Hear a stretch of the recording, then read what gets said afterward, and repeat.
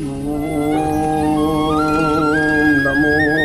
నారాయణాయ. పురుషుడు పరమ పురుషుడు గోపాల బాలుడైనాడు. మురహరుడు ఎదుట ముద్దుగా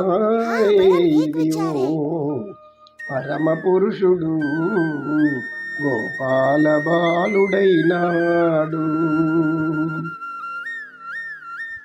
వేద పురాణములలో విహరించే దేవుడు, వేద పురాణములలో విహరించే దేవుడు, ఆది మూలమైనట్టి అలబ్రహ్మము, ఆది మూలమైనట్టి అలబ్రహ్మము. శ్రీదేవి పాలిట జయగే నిదానము, చేరదీసి యశోదకు శిశువాయని దీవో, చేరదీసి యశోదకు శిశువాయని దీవో.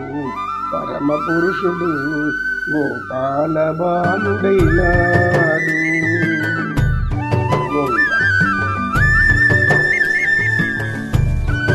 గురువు గారు మాకు ఏదైనా ఒక నీతి చెప్పండి. నాయన సహజంగా మబ్బులో నీళ్ళు చూసి మూతలో నీళ్లు వలకబోసుకున్నారు అనే సామెత ఉంటుంది. అంటే మబ్బులు నిండా ఆకాశం కమ్ముకున్నప్పుడు వర్షం బాగా పడుతుంది అని ఒక వ్యక్తి ఊహించుకొని ఒక చెమ్ము నిండా నీళ్లు తీసుకొని వెళ్తున్నాడు. ఎక్కడి నుంచి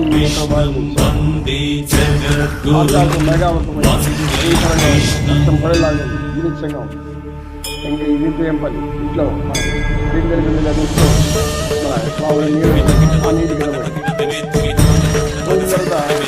అరగంటలు ఒక గంటలు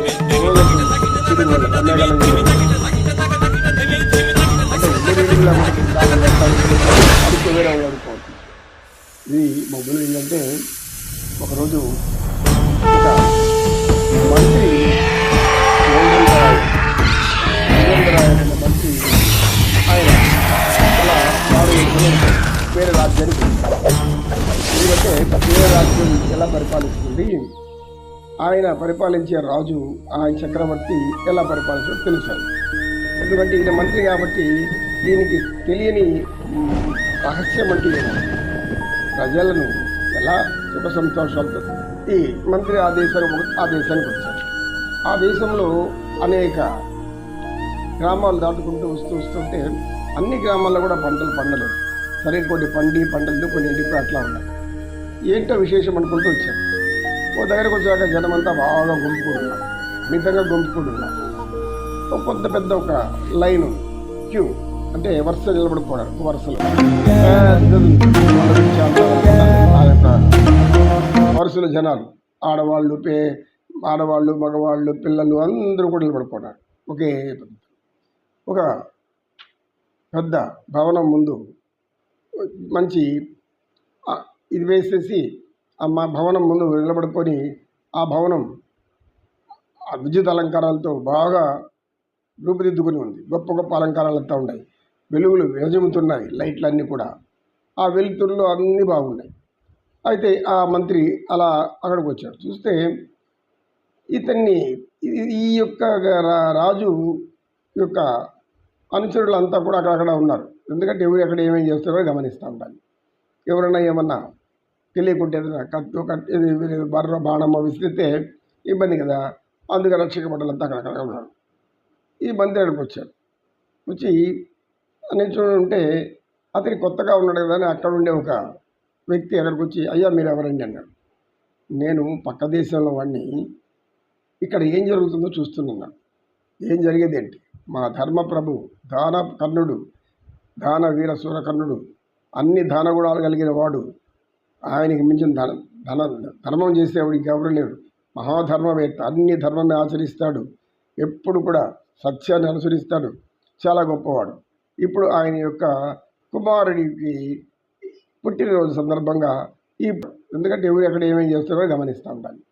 ఎవరైనా ఏమన్నా తెలియకుంటే ఏదైనా కత్తో ఇది బర్ర బాణమ్మ విసిరితే ఇబ్బంది కదా. అందుకే రక్షక భటులంతా అక్కడ ఉన్నారు. ఈ మంత్రి అక్కడికి వచ్చాడు. వచ్చి నిల్చుంటే అతను కొత్తగా ఉన్నాడు కదా అని అక్కడ ఉండే ఒక వ్యక్తి అక్కడికి వచ్చి, అయ్యా మీరు ఎవరండి అన్నాడు.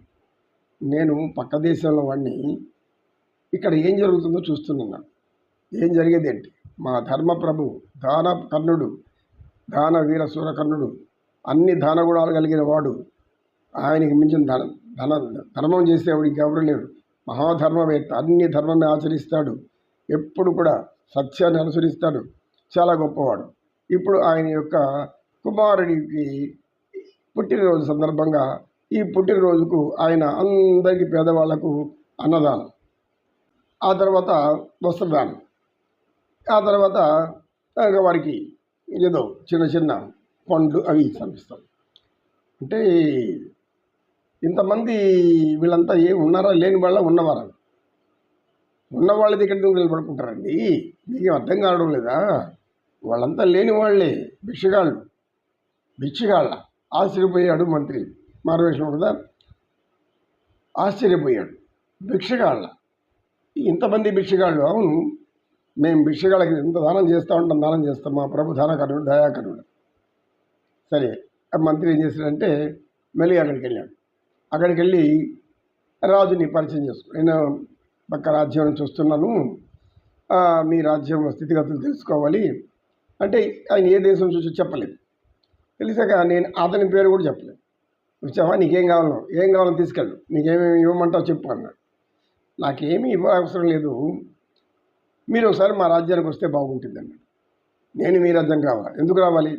అసలు రండి, ఊరికి ఆహ్వానిస్తున్నాము, నువ్వు ఆహ్వానించడానికి. మీ రాజు ఏమైనాడు? మా రాజు ఉన్నాడు, కానీ మీలాంటి దానకర్ణుడు, ధర్మప్రభువు ఇలాంటి అంటే ఆయనకి ఇష్టము. ఒకసారి మీరు దైవం చూస్తే ఆయనకు కూడా మీ పద్ధతులన్నీ నచ్చుతాయి, ఆయన ఇలా చేయొచ్చు అన్నాడు.